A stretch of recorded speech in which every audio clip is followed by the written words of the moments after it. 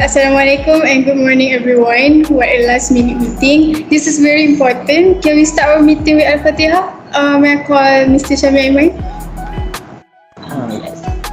أعوذ بالله من الشيطان الرجيم بسم الله الرحمن الرحيم الحمد لله رب العالمين مالك يوم الدين إياك نعبد وإياك نستعين اهدنا الصراط المستقيم صراط الذين أنعمت عليهم غير المغضوب عليهم. Okay. Thank you, Mr. Shahmin, our junior auditor. Thank you also to every one of you for attending this morning meeting. We have been notified by our client, which is Yuserin Sdn Bhd, that they are currently having an issue in their company. Do I have my secretary with me? Yes, ma'am. Alright, thank you for responding, Ms. Nurhani. Can you please state what problem is our client currently facing? Sure, ma'am. Basically, Yuserini Sdn Bhd director has reached me the other day, telling me that they have a problem where there is a steady decline in sales and profit and increasing in irrecoverable debts. He asked us to review the internal controls of a sales and trade receivables system in order to recommend improvement. So we need to work together to help to overcome their problem. Yes, we are very happy to help you out, and I can see that we are very excited. Let me start by summing up internal control. So internal control is a process that should be implemented by those charged by government and management, such as the board directors, management, and those under their direction, and is designed to provide reasonable assurance about the achievement of the internal control objectives. Yes, correct, Indah. We are all aware of that. We are all auditors. But it is fine to recap everything, so let's continue. If we can still recall, there are 5 components of internal control system. Number 1, control environment. The set of standard processes and structures that provide the basis for carrying out internal control across. This one actually influences the effectiveness of internal control within it.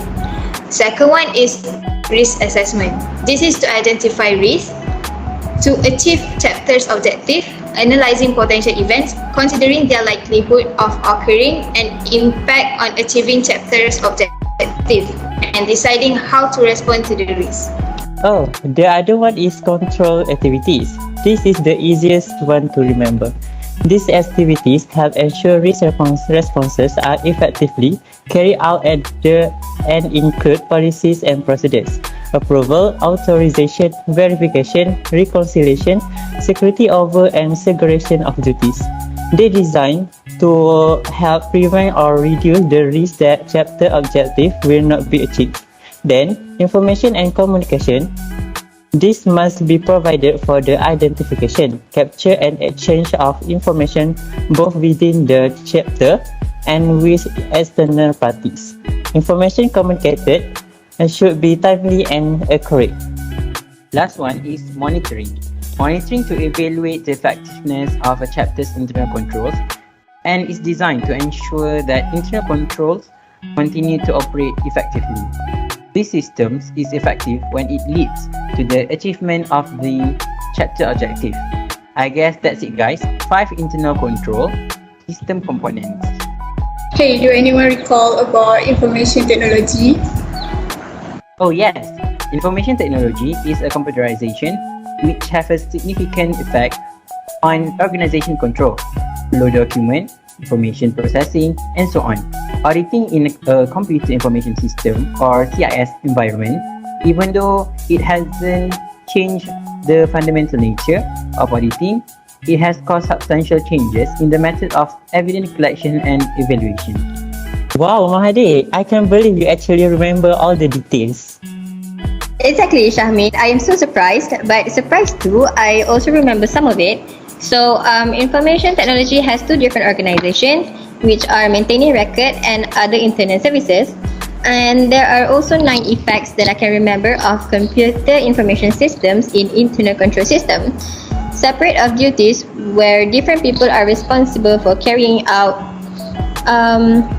some functions, delegations of authority and responsibility is an essential control within manual and computer environment. Competent and trustworthy personnel.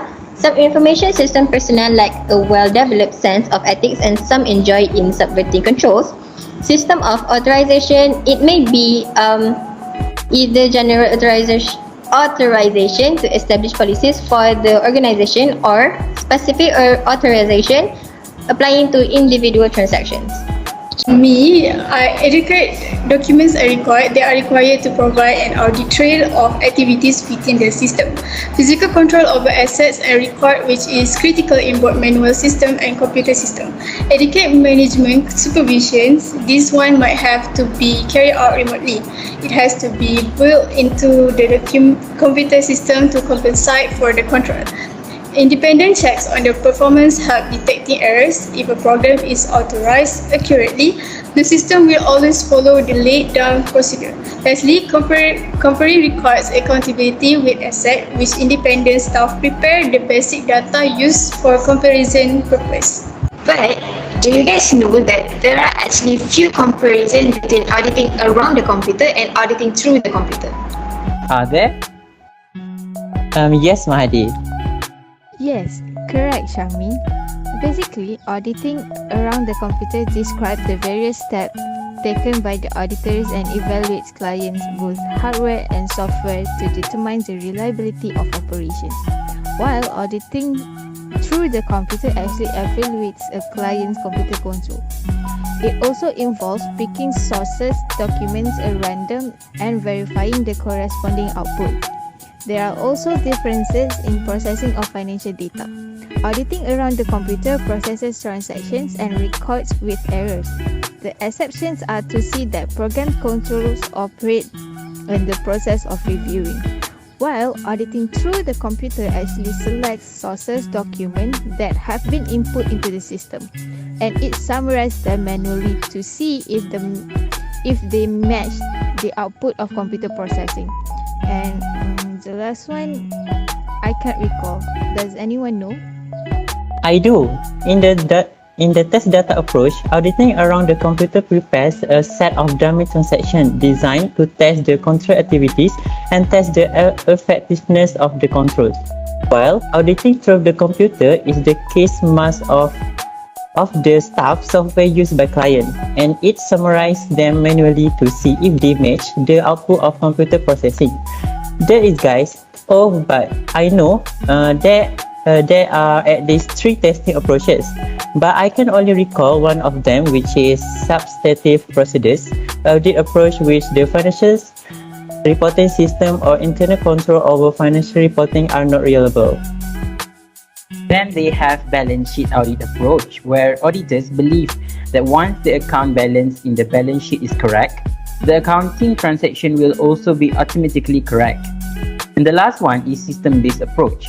This is where an auditor is not relying on the client's internal control over financial reporting, so they don't do testing. Anyways, there are 4 types of documents that used by auditors or by us to buy understandings of a client's company's internal control system. Documents that are produced and retained by the company, documents that are produced by the client system that circulate outside the entity's system, documents that are produced by other organizations or by the auditors that never enter the company system, and the documents that are produced by other organizations that enter the company system. Wow, good job everyone. Since we are all prepared, let's get back to our main agenda, which is to help our client. As what Ms. Nurhani said, Eucerin sendiri berhad is facing decline in sales and profit. So, is there any suggestions? I personally think that they have to apply the separations of duties. They cannot simply hire 10 sales representatives doing the same exact things. One, it causes fraud. They cannot appoint people doing the same thing at the same time because the record may be double record. Yes, I see that too. I don't think they should do that in the first place. I can also see that they always discount their products just to attract more customers since they love cheap items. Obviously, they do not have to spend more money. But the fact that the sales representatives were being paid bonuses on gross sales achieved, it will actually decrease their profit because they spend the expenses more on their staff. So I think that they need to abolish the power to do so. Yes, Miss Indah, I agree. They have to do so. Oh, and do you guys know or recognize how badly their customers' order procedure is? I personally think it is bad. We all know that most of the customer will pay in credit. So, Nurhani and Berhad should have checked their customers' credit limit first, just in case if they cannot pay back their debts in time. If they cannot do so, the Nurhani itself has to bear the losses. Well, I think we have found all the conclusions to help them out. Don't we all agree? Yes, I agree. Alright then, my secretary, Miss Nurhani, please jot down everything we've discussed today. Please notify Syrian's director that the junior and senior auditor will be having meeting with them to help with their business. Alright, ma'am. Alright, ma'am. We will have a meeting with them soon. Thank you everyone for being cooperative. Mr. Mahathir, can you please recite doa? Bismillahirrahmanirrahim. Wal as innal insana lafi husn illa allazina amanu wa amilus solihat wa tawasaw bil haqq wa tawasaw bis sabr. Subhanakallahumma bihamdika asyhadu an la ilaha illa anta astaghfiruka wa atubu ilaik. Wa sallallahu ala sayyidina Muhammad wa ala alihi washabihi wasallam. Walhamdulillahirabbil alamin. Amin. Alright everyone, till we meet again. Thank you. Bye. Bye.